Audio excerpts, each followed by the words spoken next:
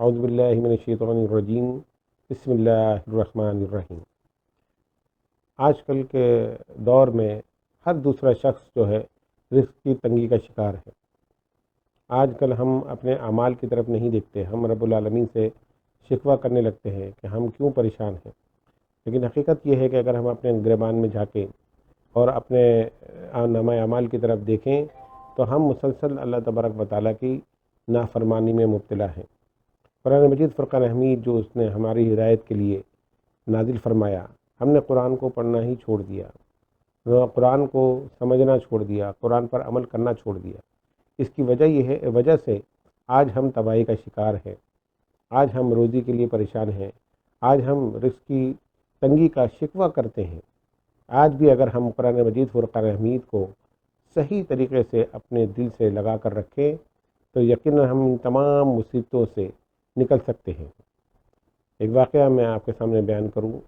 حضرت عثمان غنی رضی اللہ تعالیٰ عنہ حضرت عبداللہ ابن مسعود رضی اللہ تعالیٰ عنہ کے گھر گئے۔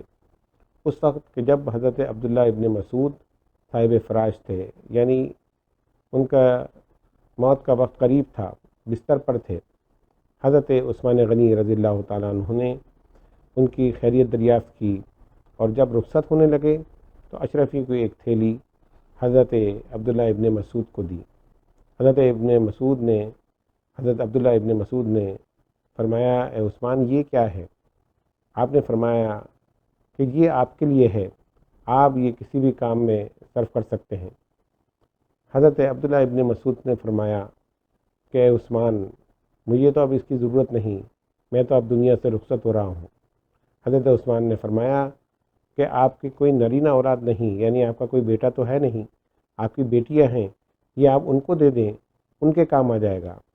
حضرت عبداللہ ابن مسعود نے فرمایا کہ میری بیٹیاں تو جب تک سوتی نہیں جب تک سورہ واقعہ نہ پڑھ لیں، اور وہ سورہ واقعہ کی عامل ہیں۔ میرے نبی کریم صلی اللہ علیہ وسلم نے فرمایا، اور یہ بات میں نے حضور کے الفاظ اپنے کانوں سے سنے ہیں کہ سورہ واقعہ جو ہے وہ فقر کو دور کرتی ہے۔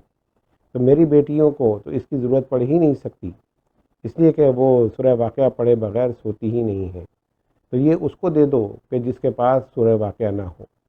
اس واقعے سے ہمیں پتہ چلتا ہے کہ سورہ واقعہ رزق بڑھانے کے لیے بہترین نسخہ ہے، اور یہ بڑی مجرب ہے۔ اگر ہم سونے سے پہلے ضرور سورہ واقعہ پڑھیں، پھر دیکھیں کہ اللہ تبارک و تعالیٰ رزق میں کتنی برکت عطا فرماتا ہے۔